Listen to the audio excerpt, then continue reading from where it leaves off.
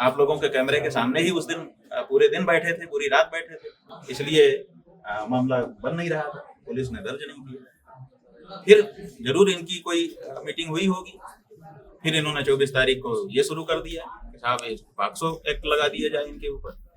और देखिए कैसे लड़के आ गए इनके पास, फिर चीजें शुरू हो गई। उसके बाद फिर पुलिस को ईमेल, फिर इनको ईमेल, उनको ईमेल। और अब ये कहा जा रहा है, चैनलों पर हमने देखा कुछ लोग कह रहे हैं कि पुलिस ने दर्ज नहीं किया, ये तो कोर्ट के आदेश से दर्ज हुआ। बात यह है कि यही सबसे बड़ा सवाल है, सबसे बड़ा सवाल यही आता है कि पुलिस ने मामला क्यों नहीं दर्ज किया। देखिए पॉक्सो एक्ट के मामले में आप लोग कहते हैं इसमें तो गिरफ्तारी जरूर होती है, लेकिन आप इस बात को भूल जाते हैं कि पॉक्सो एक्ट में अगर कोई लड़का आया है, कह रहा है मेरे साथ दुराचार हुआ है, तो पुलिस को तत्काल दर्ज कर लेना है, मान लेना है कि ऐसा हुआ है। तो आप बताइए कि पॉक्सो एक्ट का मुकदमा जब पुलिस के थाने में गया, ये महाराज जी महाराज जो आप लोग जी महाराज कह रहे हैं वो लेके गए, तो आप बताइए कि पुलिस ने क्यों दर्ज नहीं किया।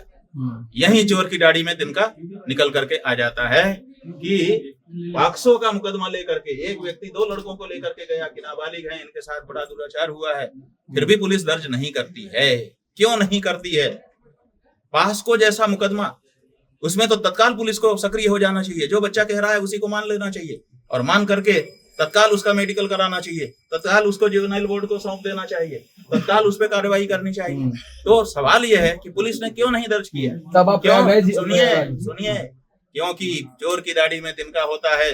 पुलिस ही एक कहानी बना रही थी, इसलिए पुलिस को डर था कि गड़बड़ ना हो जाए। ऐसा करते हैं, कोर्ट से आदेश करवा के तब करते हैं, तब कोर्ट से आदेश करवा करके तब ये दाखिल कर दिया गया मुकदमा। अब उनके पास ढाल हो गई कि साहब हम तो कोर्ट से आए हैं, हमने डायरेक्ट नहीं किया। क्यों नहीं किया? सबसे बड़ा सवाल यही है कि पॉक्सो जैसा मुकदमा, बच्चों के साथ अत्याचार अन्याय का मामला, और पुलिस के पास वो बच्चे जाते हैं, वो कह रहा है कि मैं तो बच्चों को लेके गया था, और इन्होंने दर्ज नहीं किया। कृपया हमारा सुने। फिर वो कहता है कि मैंने 2 तारीख को ईमेल किया बड़े अधिकारियों को। बड़े अधिकारी ईमेल पाने के बाद उन्होंने भी कुछ नहीं संज्ञान लिया। क्यों नहीं लिया?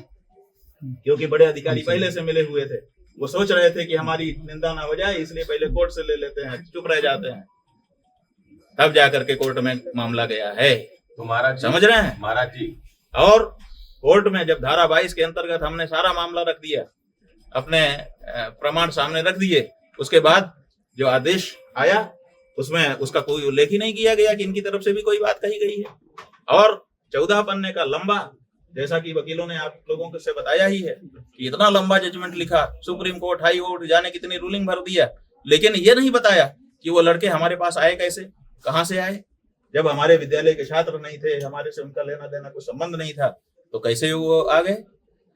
तो ये जो बात है, ये अपने आप में साबित करती है कि ये पुलिस की सह पर मुकदमा हिस्ट्री सीटर महाराज जी कर रहे हैं, और साथ ही साथ उस पुलिस को निर्देश कहां से मिल रहा है इसका भी अनुमान हो जाएगा।